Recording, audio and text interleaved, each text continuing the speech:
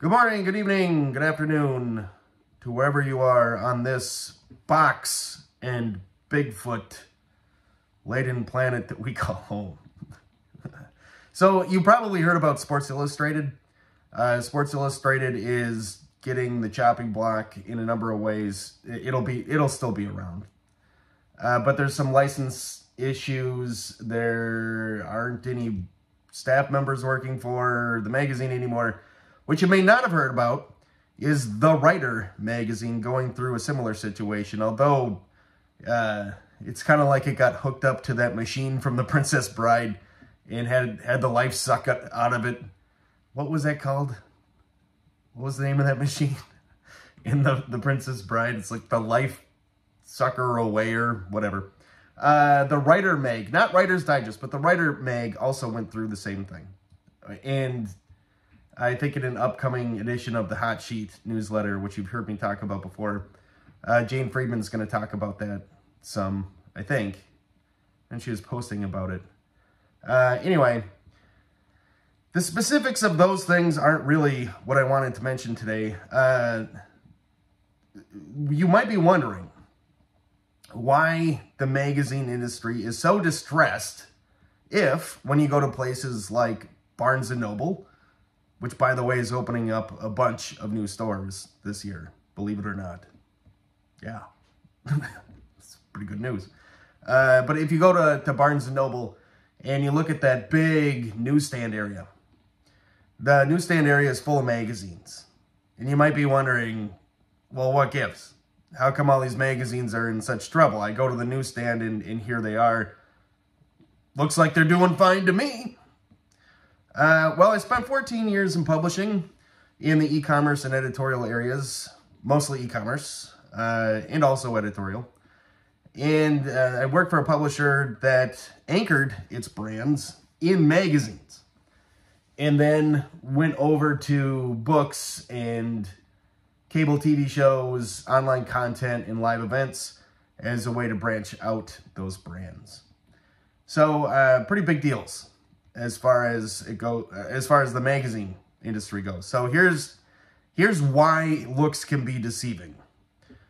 A lot of what you see on the newsstand are what's called in the industry SIPs.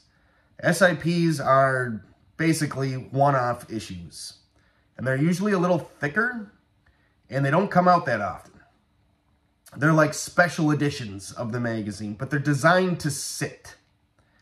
And a lot of what you see is that, where it's like a special edition of Time magazine presents the most haunted houses in America. You know, you always see those at the grocery store around Halloween time. Magazines have also cut back a lot on their frequency.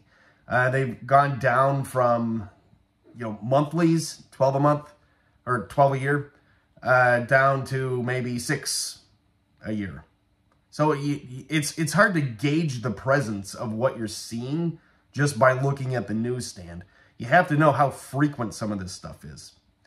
The other distressing piece about magazines, well, from a business angle, is how to even monetize magazines. You've probably seen the subscription offers where they're like, oh, you get a whole year for $1. Well, how do you make any money off of that? Well, you don't. You don't make money off of that. You can make money on the ads inside, but the display advertising apocalypse is upon us. It doesn't work. Those ad buys aren't really working. So the magazines that have been best adapted to times where the stuff is just, the model doesn't work anymore, have been the ones that can direct to something else. They can push you to something else, and that's where the direct-to-consumer side of it comes in. That's where the book line comes in. And if not books, the live events. And if not live events, other things. So magazines are basically lead generators for other things. And I'm not going to get into the details of all the brands that I've worked on. I've worked on enough where I can pretty confidently say that the newsstand is not an accurate gauge of what's going on in the magazine industry, but just for one example of how this works. I got an email the other day from Taste of Home. In full disclosure, I used to work for Taste of Home. I didn't work on this piece of the business, though. Taste of Home sent out an email, and it's for the Taste of Home MasterCard, credit card. It's branded with a pie. It has an intro APR, no annual fee, 3% cashback, 2% cashback, 1% cashback on different kinds of purchases. I'm not here to sell you this credit card. Buy it if you want. Sign up for it if you want or don't. Like I said, I don't work for them. But what Taste of Home has done is taken its magazine and taken the brand and put it into a different product. And this is how magazines can do this. I mean, you grab a magazine off the shelf, you sign up for it, they ask for your email, they get your email address, they can sell things into that email, and then they can also market ancillary products to you.